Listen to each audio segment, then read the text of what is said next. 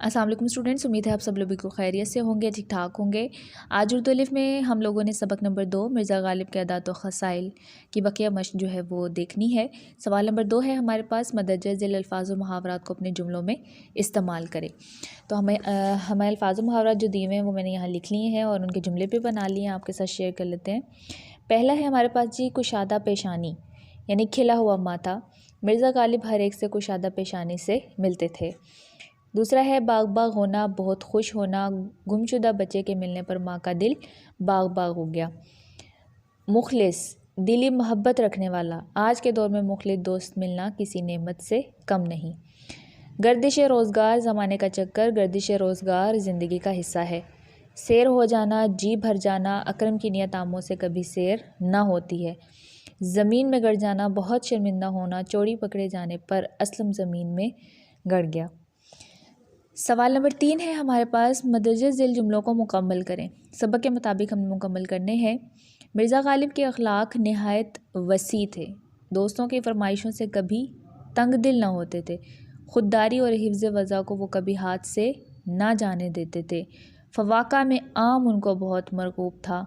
मिर्ज़ा की नीयत आमों से किसी तरह से ना होती थी। सवाल नंबर 4 है, सबक के मतन को मद्देनज़र रखकर दूसरे जवाब की निशानदेही टिक से करनी है, ठीक है। मिर्ज़ा गालिब के नहायत वसी थे अखलाक। मिर्ज़ा गालिब दोस्तों की किन बातों से कभी तंगदिल ना होते थे? फरमाइशों से। लोग अक्सर मिर्ज़ा गालिब को ख़त लिखते थे बेरंग। मिर्ज़ा की तबीयत में बदरजा गायद था मुरव्वत और लिहाज। एक सोहबत में मिर्ज़ा गालिब किसकी तारीफ़ कर रहे थे? मीर तक़ी मीर की। किसने सौदा को मीर पर तरजीह दी? ज़ौक़ ने। फ़वाका में गालिब को बहुत मरगूब था आम।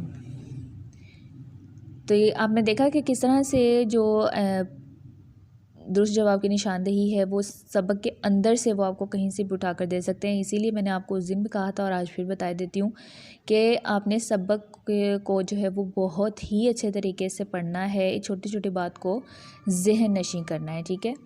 एराब लगाकर तलफ़ुज़ वाज़ह करने हैं जी। और पहला लफ्ज़ है हमारे पास इस हवाले से अखलाक।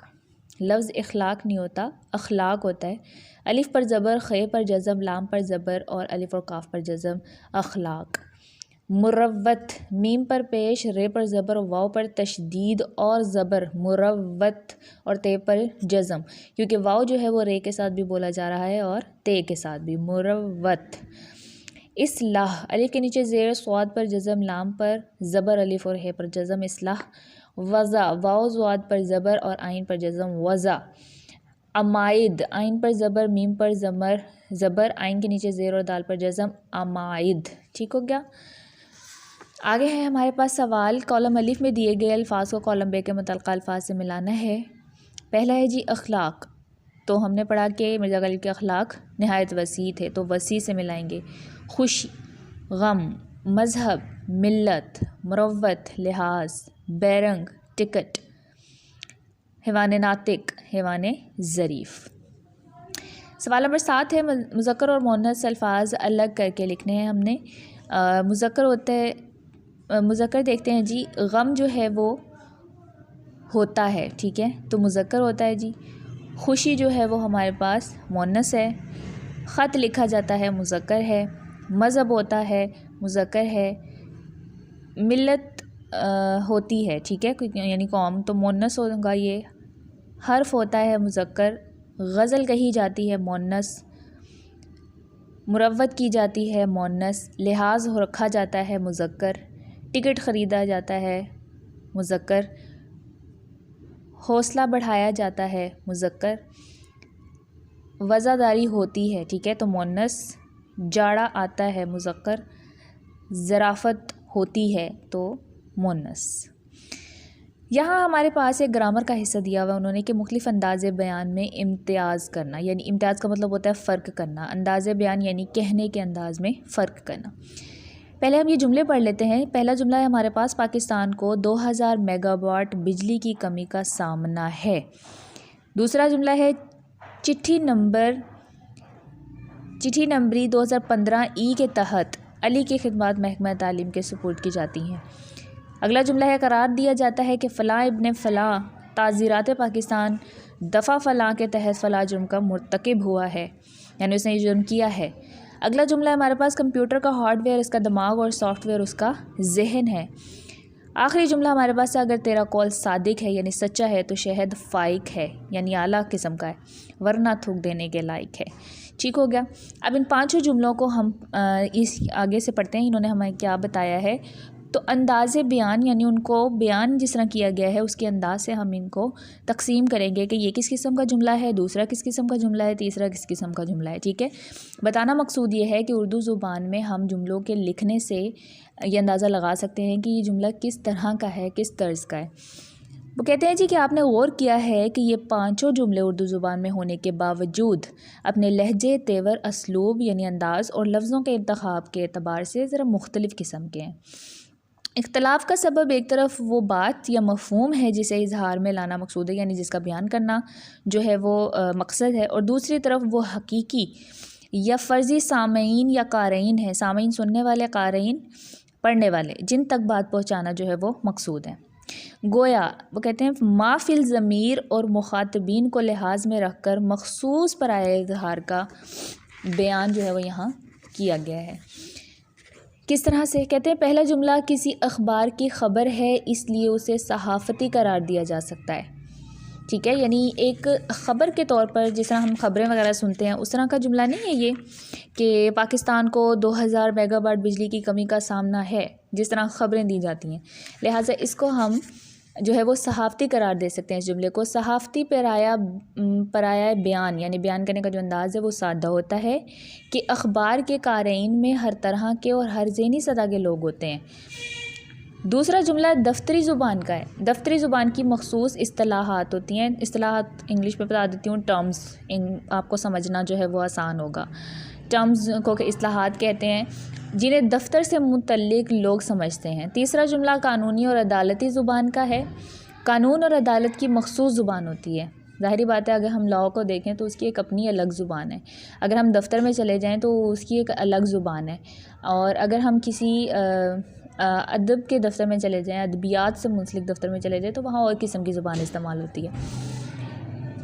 कहते हैं जो मखसूस लफ्ज़ियात और इस्तिलाहात होती हैं जिनके मफ़ाहिम व मतालिब तयशुदा होते हैं और इबहाम से यकसर पाक होते हैं। इबहाम कहते हैं किसी किस्म का झोल होना, बात में